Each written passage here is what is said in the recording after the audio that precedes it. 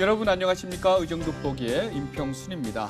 1980년대까지 이어진 군사정권 집권기에는요, 문화예술 체육 분야가 부흥보다도 어떻게 보면은 통제에 가까웠던 수단이었죠. 하지만 93년 김영삼 문민정부가 출범하면서 기조가 좀 바뀌게 됩니다. 국민 삶의 질을 높이려면 문화적 풍요가 중요하다는 문화복지 개념이 들어서게 되죠. 그 이후에 놀라운 양적, 질적 성장을 하게 됩니다. 이렇게 K한류의 근간이 되었던 거죠. 경기도 역시 지역의 특성을 살린 문화체육 관광 발전을 위해서 다양한 노력을 펼치고 있는데요. 오늘은 그 이야기 자세히 나눠보도록 하겠습니다. 오늘의 주인공 누구일까요? 먼저 화면을 통해서 만나보시죠. 1970년 전남 순천 출생 최만식 의원. 지난 80년대 민주화 운동은 학생들에게 당위에 가까웠던 만큼 당시 총학생회장을 맡아 학생운동에 앞장서며 자연스레 정치의 길에 들어섰습니다. 2006년부터 제5, 6, 7대 성남시 의원을 역임하고 현재 제10대 경기도의회 후반기 문화체육관광위원장을 맡고 있는데요. 그는 경기도민 모두가 마음 편히 문화체육 관광을 즐길 수 있도록 한다는 목표입니다. 네, 의원님 안녕하십니까? 네, 안녕하세요. 네, 반갑습니다. 먼저 우리 시청자분들께 인사 좀 부탁드려도 될까요? 네. 네, 안녕하세요. 경기도의회 문화체육관광위원장 최만식입니다. 반갑습니다. 네, 가을입니다. 오늘 오니까 오던 길에 보니까 낙엽이 그냥 다 떨어졌더라고요. 네, 벌써 가을이에요. 가을을 하면 뭐가 떠오르세요? 가을하면 이제 천고마비, 정말 네. 그 푸르른 하늘, 네네네. 그리고 이제 낙엽, 네. 그리고 단풍이죠. 그렇죠. 이럴 때는 참 문화예술 공연 보는 것도 굉장히 좋은 일인데 좀 그런 게 많이 없어서 좀 서운합니다. 그렇죠. 아무래도 이제 이 시간대쯤이면은 이제 야외에서 네네. 공연하는 거 이제 쭉 보고 있으면은 네. 가을 정치와 음악과 이런 부분들이 어우러져 가지고 네. 참 보기 듣기 그렇죠. 좋고. 예. 그러면 집에 가서 이제 가을 편지를 써야 되는데 그런 생각이 듭니다. 그래서 문화 얘기 한번 나눠볼까요? 네네네. 포스트 코로나 시대. 아무래도 문화예술계가 가장 큰 타격이 있잖아요. 제 주변만 보더라도 뭐 가수분들, 이게 또 무용하시는 분들이 굉장히 많이 계신데 생활비 걱정이 이만저만이 아니라고 합니다. 이게 참 어떻게 실제 종사자들 만나보시면 상황이 어떻던가요? 코로나19로 인해서 예술계 또 종사자들이 이제 생계까지 위협받고 있는 실정이라고 합니다. 네네. 그 한국문화관광연구원에서 발표한 게 그 예술인들의 그 피해액이 한 572억 정도 한다고 해요. 예. 그만큼 현재 임대료도 못 내고 또 휴대폰 요금도 못 내는 실정이고 심지어 자기가 가지고 있는 음향이나 조명기기 같은 기기를 중고 시장에 내다 그렇습니까? 팔기까지 네. 한답니다. 또 이제 같이 팀원을 이뤄서 활동했던 그런 음악 단체들도 해산하는 그런 네. 지경에 이를 정도로 코로나19 때문에 실정 많은 부분 그 우리 예술인들이 네. 힘들어하고 있는 상황입니다. 와, 생활비 걱정을 할 수준이면 정말 크죠. 큰 이게 가정의 위기까지 올 수가 있는 그런 상황인 것 같습니다. 지역 문화계도 마찬가지잖아요. 어떻게 보십니까? 문화도 마찬가지로 이제 코로나19 때문에 모든 행사들이 이제 취소되거나 연기되기 때문에 네. 우리가 이제 문화계는 하나의 행사를 기획하고 이제 준비하는 그런 단계들이 좀 시간이 걸리지 않습니까? 네. 최소 뭐 2, 3주일, 많게는 한두 달 이렇게 걸리는 그런 부분인데 아무래도 코로나19가 좀 장기화되면서 그런 부분들이 이제 취소 연기되기 때문에 네. 예측할 수가 없죠. 그러다 보니까 그런 행사들이 줄줄이 취소되고 연기되기 때문에 문화계도 마찬가지로 코로나19 때문에 심각한 타격을 받을 수 있다고 볼 수 있죠. 아무래도 그러면 제도적인 장치가 좀 필요해 보이기도 합니다. 이를 위해서 좀 검토 중인 조례안이나 어떤 계획이 있을까요? 지금 이제 예술인들을 돕기 위해서 뭐 경기도도 마찬가지고 중앙부처에서도 문화 뉴딜 이제 프로젝트라고 해서 예술인 지원 사업들을 진행하고 있는데 네. 사실 이런 부분들은 이제 단기 처방에 불과하죠.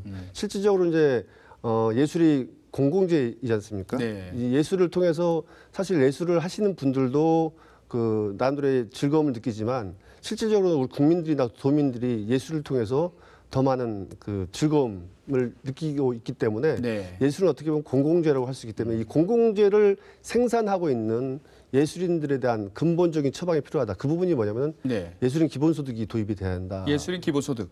그런 생각을 좀 가지고 있습니다. 그래서 현재는 용역을 통해서 좀 준비하고 있는데요. 이외에도 저희가 이제 경기도의회에서 아무래도 이제 코로나19가 장기화가 되다 보니까 예술인들의 이제 그 어려운 상황에 처했을 때 지원해 줄 수 있는 근거, 예술인 복지 지원 조례라든지 그다음에 이제 최근에 이제 통과된 우리 관광업계 종사하시는 분들도 또한 예의가 아니지 않습니까? 이제 네네네. 그런 분들을 위한 관광진흥조례 또 11월 달에 있을 의회에서 우리 체육시설업들도 어떻게 보면 이제 정부가 휴관을 명령 내리면 이제 그 시설업을 중단할 수밖에 없기 때문에 그 시기에 좀 도움을 받을 수 있도록 그 체육시설업을 지원할 수 있는 체육진흥조례를 좀 준비하고 있습니다. 그렇군요. 그런 조례들이 이제 문화예술인들 기본소득과 또 체육시설 같은데 이렇게 기본으로 지원하는 조례안 지금 뭐 논의 중입니까? 지금 두 가지 정도는 처리가 정도? 됐고 이제 제가 아까 말씀드렸던 체육시설 관련 부분은 올해 이제 11월 달에 있을 정례에서 네. 처리할 예정입니다. 그렇군요. 또 얼마 있으면 또 예산 심의하시는데 그렇죠. 또 그분이 또 들어가겠네요. 알겠습니다. 추가 관련해서 그럼 경기도 집행부에게 이거는 정말 이렇게 문화예술인들을 위해서 좀 해줘야 되는데 뭐 제언하실 사항이 좀 있으신가요? 그러니까 이제 우리 경기도 집행부에서도 나름 이제 코로나 때문에 힘들어하시는 문화예술인들을 위해서 이제 지원하는 여러 가지 이제 사업들이 있습니다. 하지만 이제 그런 사업들이 아무래도 이제 전체적인 예술인들한테 갈 수 없는 상황이에요. 그래서 사각지대가 발생할 수밖에 없습니다. 그렇죠. 이 사각지대를 좀 찾아서 우리 예술인들이 이제 많은 예술이 좀 그런 부분들에 있어서 혜택을 받을 수 있도록 좀 이렇게 꼼꼼하게 좀 챙겨봤으면 좋겠다는 생각이 들고요. 예. 이제 그리고 이제 사실 이제 코로나가 어차피 단시간 내에 끝날 수 있지는 않지 않습니까? 네네. 이제 장기적으로 간다라고 이제 우리는 봐야 되지 않습니까? 그러면 이제 중장기적으로 이 코로나19 상황에 맞게끔 문화예술 사업들을 진행할 것인지에 대한 고민을 좀 해야 되죠. 그래서 유연한 행정이 필요해요. 네네네. 초기 시기에는 이제 우선 안전이 중요하기 때문에 거리두기, 네네. 방역, 휴관, 중단, 취소 이런 부분이었다면은 이제 코로나가 장기화 된다고 봤을 때는 이 시기에 맞게끔의 매뉴얼이 필요하겠죠. 그렇죠. 그래서 문화예술계에도 그 지금 최근에 정부에서 거리두기 5단계를 이렇게 발표했듯이 이 단계별로 어떻게 그 문화예술 사업들을 진행할 것인가에 대한 대응위기 매뉴얼을 좀 만들어야 된다. 네네. 그러면서 유연한 사고를 통해서 유연한 행정을 좀 펼치면서 또 우리 예술인들이 모든 걸 중단할 수 없지 않습니까? 네네, 그럼요. 그러한 식의 할 수 있는 방식들을 많이 찾아야 되는데 이제 네네. 온라인 방식도 있을 수 있고 뭐 소규모로 해서 하는 행사도 있을 수가 있죠. 이런 네. 발상의 전환. 그러니까 우리 최근 TV에서도 나왔지만 이제 발코니 콘서트라든지 이런 부분들이 많이 하고 있지 않습니까? 이런 것 통해서 우리 문화예술인들이 좀 숨통을 트일 수 있는 그런 부분들을 좀 고민해봤으면 하는 네. 생각을 좀 집행부에게 좀 건의하고 있습니다. 네. 집행부분들이 잘 들으셔야 될 것 같습니다. 유연한 사고요. 네. 저도 최근에 보니까 약간 문화예술 쪽이 좀 숨통이 조금은 트이고 있는 게 비대면 온라인으로 공연을 펼치는 경우가 있더라고요. 근데 저도 이렇게 직접 가서 사회를 보니까 그게 쉽지가 않아요. 네, 쉽지가 관객들이 않죠. 직접 네, 네. 있어야 호흡을 하는데 아무래도 이제 예술이라는 부분들이 맞습니다. 서로 이렇게 호흡하면서 이렇게 교감을 네. 하면서 소통하면서 이제 하는 게 더 예술인들이 더 활력을 받고 네네. 시너지를 더 낼 수 있는데 이제 그런 부분이 없다 보니까 그렇습니다. 어떻게 보면 이제 우리 산에 가서 메아리 하듯이 맞아요. 네, 이런 좀 현상이 좀 생기는 것 같아요. 어떻게 보면 문화예술 공연장이 오히려 안전할 수가 있거든요. 다 정제된 그렇죠. 곳에서 이렇게 또 마스크 다 착용하고 그런 부분을 좀 유연하게 좀 했으면 좋겠는데 너무 통제해 버리니까 우리 문화예술인들이 굉장히 어려움을 겪고 그렇죠. 있지 저희가 않나 이제 생각이 사실 듭니다. 일상생활을 즐기다 보면은 이제 아프면 병원을 가야 되고 또 어려울 불이 나면 소방서를 가야 되고 또 안전의 위협이 느껴질 때는 이제 파출소를 가지 않습니까? 네네. 그렇듯이 지금 말씀하신 대로 그런 극장들이 공공시설인 그런 극장들이 사실은 그 문화예술인들한테는 파출소가 되고 병원이 되고 소방서가 되는 거예요. 맞아요. 너무 중요한 거예요. 네. 네. 근데 그런 부분들을 가장 이제 어떻게 보면 안정적이고 좀 이렇게 그런 부분에 있어서 보호받을 수 있고 네. 할 수 있는 부분이 그런 우리 공공시설을 운영하는 극장인데 그런 네네. 극장들을 좀 잘 활용했으면 좋겠습니다. 알겠습니다. 너무 통제만 하는 것도 좀 무리고요. 어떻게 보면 유연한 사고력 우리 예. 의원님께서 말씀하신 것 그게 무엇보다 중요해 보입니다. 요즘 뭐 코로나 블루, 이 우울증이 굉장히 또 심해지는 부분들이 있거든요. 그렇죠. 이런 것들이 참 문화예술인들이 도민들 심신을 달래줘야 되니까 이런 것들이 좀 잘 활용되기를 바라겠습니다. 그리고 이어서 질문드릴 내용이 좀 무거운 질문일 수가 있겠는데 체육계에 만연한 그 폭력, 성폭력 의 문제입니다. 쇼트트랙 금메달리스트 뭐 심석 선수가 코치에게 이제 성폭행을 당했다 수년간 이렇게 폭로한 지가 2년 가까이 흘렀는데 국가인권위원회가 실태 조사에 들어갔는데 피해를 당한 10명 가운데 8명이 보복이 두려워서 신고를 꺼리고 있다고 합니다. 여기에 대해서 어떻게 생각하십니까? 이런 부분들은 사실 이제 최근에 이제 고 최숙현 선수로 인해서 더 이제 불거지고 그렇죠. 이제 네. 좀 이슈가 이제 떠올랐는데요. 사실 우리가 지금까지 몰랐지만 수면 아래에 있었던 부분들이 이제 수면 위로 올라왔다고 볼 수 있겠죠. 철저한 진상을 통해서 그런 부분들에 대해서 명확한 조사를 해야 되고 네. 벌이 있다면 벌을 줘야 된다고 생각됩니다. 이제 저희 경기도 의회에서도 최근에 그래서 이제 우리 운동선수 이제 성폭력 등 이런 비근절을 위한 이렇게 스포츠 인권 조례안을 최근에 제정을 해서 통과시켰어요. 아, 네. 이제 그 속에는 이제 스포츠 혁신단이라는 것들을 좀 구성할 수 있게끔 되어 있는데 네. 이런 부분이 뭐냐면은 이제 스포츠 혁신단에는 그냥 단순하게 우리 그 공무원들만 참여하는 것이 아니라 운동하는 선수들 네. 또 운동 선수의 학부모님들 아, 그 네. 운동을 가르치는 이제 코치나 감독들 네. 그리고 이제 우리 도의 체육회, 도의 이제 체육과 관련된 공무원들이 또 전문가들이 좀 같이 결합을 해서 네. 예방이 중요하지 않습니까? 예방 그리고 이런 사태가 생겼을 때 바로 대처할 수 있는 이런 대책 수립 네. 그 향후 어떻게 이런 부분들을 좀 이렇게 발전적으로 나아갈 것인가에 대한 대안을 마련하는 그런 부분들의 역할을 할 것인데 이것이 좀 잘 구성이 되어진다면은 네네네. 이 만연되어 있는 이 스포츠계의 폭력이라든지 비건절들이 좀 이렇게 좀 없어지지 않을까 이런 네네네. 좀 생각을 하고 있습니다. 그렇군요. 스포츠 혁신단.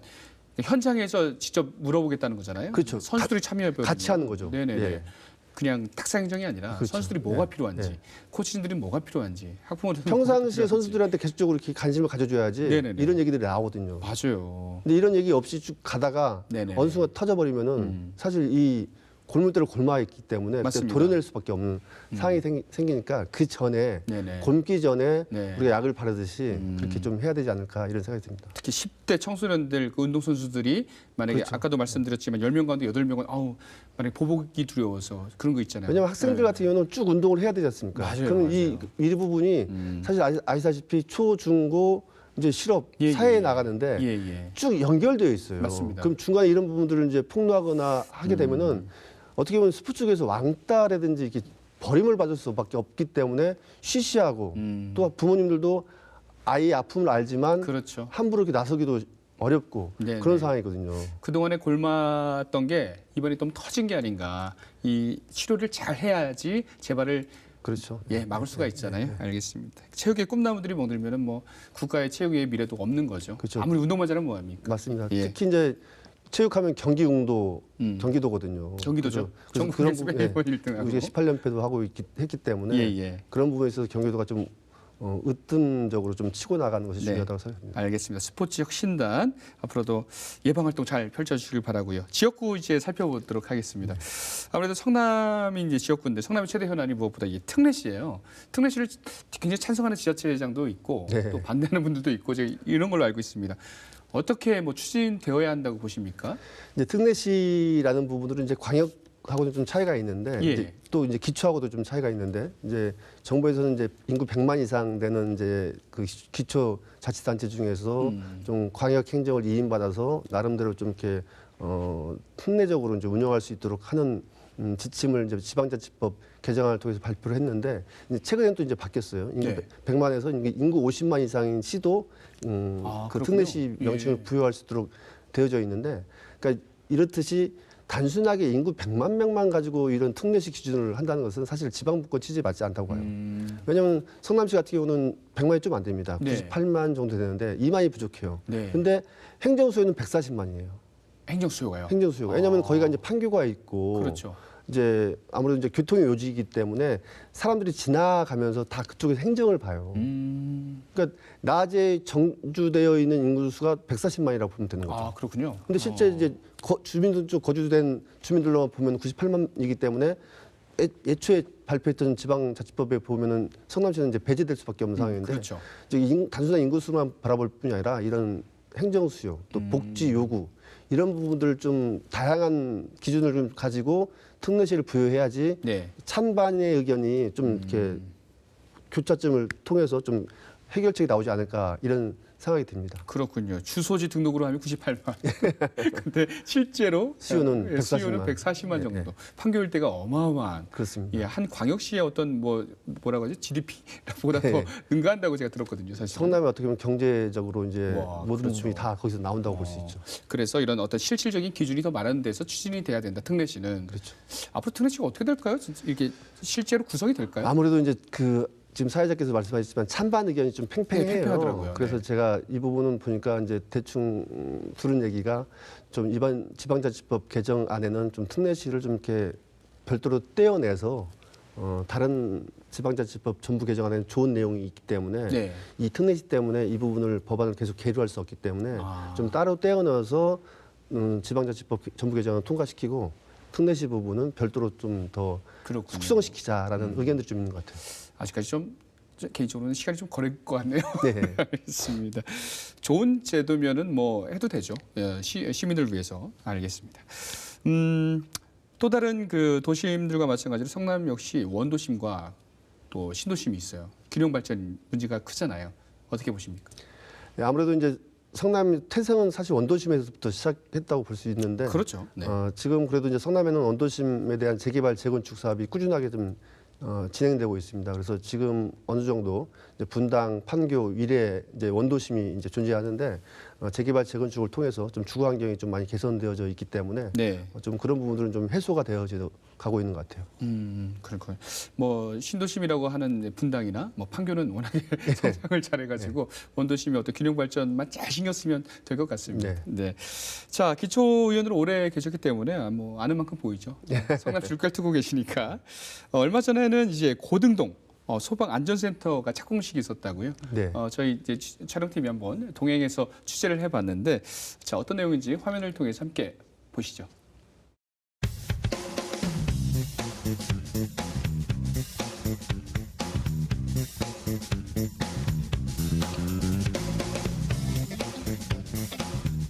이 고등동 주변에 신촌동과 시흥동이 있습니다. 이 3개 동에는 아무래도 이제 원도심과 좀 거리가 있기 때문에 이 근처에 골든타임 5분을 지키기 위해서 119 안전센터의 필요성이 제기되었고 준비를 한 끝에 오늘 착공식을 갖게 된 것입니다. 아무래도 고등동 이 동네가 이제 보금자리 사업으로 인해서 공동주택이 많이 들어섰습니다. 그리고 주민들이 많이 이제 인구가 늘어나기 때문에 그분들이 주거하고 계신 곳에 대한 화재 진압이나 예방 그리고 구급 활동이라든지 여러 가지 이제 우리 119 안전센터에서 추진하고 있는 우리 생활 편의 서비스들을 이쪽 주민들이 혜택을 받을 수 있을 것 같습니다. 고등동 일대가 이제 인구가 많이 늘어나고 이제 거기가 있고요. 이제 고등동이 이제 보금자리가 사업으로 인해서 공동주택이 벌써 많이 들어섰고 네네네. 또 바로 옆에가 이제 판교 이산밸리가 들어서요. 네. 판교 이산밸리가 들었으면 그 뒤에 이제 또 주거단지를 또 조성을 하거든요. 그럼 네네. 이제 거기가 한 3천 명 정도 인구였는데 네. 10,000명으로 이제 늘어나고 네. 그러다 보니까 이제 인근 아까 말씀드렸지만 이산밸리도 이제 주거하시는 분들이 많이 생길 수밖에 없고 네네. 그러다 보면 이제 여러 가지 화재의 위험도 발생할 수 있고 또 네네. 안전상의 또 그런 부분들이 필요할 수 있기 때문에 네. 그 지역에서는 꼭 필요했던 시설인데 마침 그 도심이 다 완성되기 전에 네. 자리를 확보해서 네네.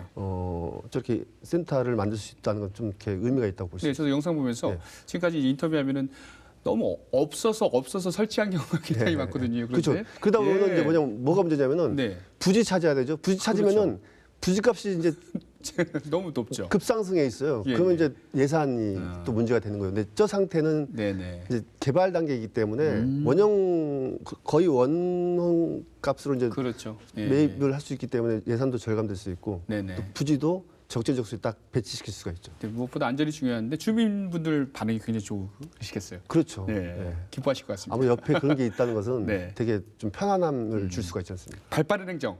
감사합니다. 개인적인 얘기 한번 해볼까요? 최근에 너튜브 채널 개설하셨더라고요. 최만식 TV 이게 좀 재밌어요. 채널 이름이 만식이냐? 네, 맞습니다. 재밌게 지셨네요. 꾸준히 영상 올리고 관리하기가 쉽지 않은데 어떻게 뭐 지역 주민들과 소통 창구로 하시려고 만드셨나요? 제가 이제 그 코로나19가 이제 장기화되다 보니까 예. 저희도 지역에 여러 가지 이제 행사, 원래 회의들이 다 취소되고 이제 잠정 연기가 되다 보니까 만날 수가 없더라고요. 근데 그분들 이런 회의나 그 모임 통해서 만나서 저희 의정 활동도 보고해드리고 또 여러 가지 민원도 들어야 되는데 네. 그런 소통의 공간이 없다 보니까 고민을 했죠. 그래서 유튜브가 대세라고 해서 그래서 이제 채만식 TV 만식이냐라는 유튜브를 이제 개설을 하고 예, 예. 제가 이제 꾸준하게 지금 한 75개 정도의 동영상을 올렸는데 75개요? 네. 와. 많이 올렸습니다. 네, 반응 어떻습니까? 뭐 폭발적인 것도 있고, 이렇게 이런 부분도 있는데. 네네네. 예. 또 현장에서 보시는 것들 이렇게 올리시고 예. 그러시니까는 지역 주민들한테는 좋을 것 같아요. 채널명이 굉장히 친근한데요. 네. 여러분 혹시 최만식 TV 만식이냐 많이 구독과 구독과 좋아요, 알람 설정까지. 설정까지 유튜브 다 되셨는데요. 알겠습니다. 좋은 소통 창구가 되기를 저도 응원해 보도록 네, 하겠습니다. 고맙습니다. 한번 들어가 볼게요. 네. 네. 자, 여러 이야기 해주셨는데요. 이 밖에 관심 가는 분야 또 있습니까? 말씀해 주십시오. 네. 저희가 이제 경기도 예산이 이제 24조, 교육청 예산까지 치면 44조 정도 넘는 예산인데, 저희 그 문화예술 체육 관광 관련된 분야, 그러니까 문화 재정이 이제 3%가 안 됩니다. 3%. 네. 3%가 안 된다는 건 뭐냐면은 17개 시도 중에서 거의 최하위. 그러니까 액수는 많은데 이제 인구 100만 명당 그렇죠. 기준으로 봤을 때는 저희가 이제 최하위에 위치하고 있는데, 문화재정 3%를 좀 꼭 달성해보고 싶습니다. 네네. 이건 뭐냐면은 아까도 말씀드렸지만 코로나19로 인해서 여러 가지 문화예술 체육인들이 어려워하고 있고, 또 도민들의 58.5%가 문화 향유를 즐기고 싶고, 네. 또 그런 문화 행사에 참여하고 싶다라고 발표를 했어요. 근데 이제 그런 부분이 예산이나 이런 부분들이 수반이 되어져야 되는데, 사실 그게 우리 도민들의 행복도를 높이는 거 아니겠습니까? 그렇죠. 근데 그런 부분들이 아직도 저희는 2020년이 2.5%였어요. 2.5%. 2021년도 예산이 네. 2.2%로 5.2%가 감소했습니다. 감소입니까? 네, 그래서 참 안타깝고, 네. 이제 이 부분은 저희 문화체육관광위원들도 서로가 협력해서 네. 좀 증액을 좀 계속적으로 좀 요구할 것이고, 문화재정 3% 정도 돼야지 그래도 경기도가 문화예술 체육 관련해서는 뭔가를 하고 있구나라고 인식이 될 것 같아요. 네, 알겠습니다. 무거운 숙제를 짊어지셨군요. 네, 알겠습니다. 자, 이제 마지막 시간인데 못다한 말씀 있으시면 마지막 인사와 함께 부탁드리겠습니다. 카메라 보시고 하셔도 좋습니다. 네. 코로나19가 장기화되면서 우리 도민들의 삶이 많이 피폐해졌습니다. 우울증도 생기고 스트레스도 많이 받는 것 같습니다. 경기도 의회에서도 코로나19 장기화에 따른 여러 가지 대안들을 마련하고 있습니다. 아까도 말씀드렸듯이 유연한 행정, 발상의 전환을 통해서 문화예술 체육 행사를 좀 더 확대해 나갈 수 있도록 최선의 노력을 다하겠습니다. 좀 힘드시더라도 이겨내시고 함께 극복해내는 우리 경기도가 됐으면 좋겠습니다. 고맙습니다. 네, 고맙습니다. 오늘 지금까지 제10대 경기도의회 최만식 문화체육관광위원장님과 이야기 나눠봤습니다. 오늘 말씀 고맙습니다. 네, 고맙습니다. 네. 백범 김구 선생님께서 이런 말씀을 하셨더라고요. 오직 한없이 가지고 싶은 것은 바로 문화의 힘이다. 이것은 자신의 행복뿐 아니라 우리 모두가 행복해질 수 있기 때문이다. 이런 말씀을 남기셨다고 하더라고요. 앞으로 경기도가 꼽힐 문화의 힘, 오늘 만난 우리 최만식 위원장님과 또 문화체육관광위원님들 열심히 보여주시리라 응원하겠습니다.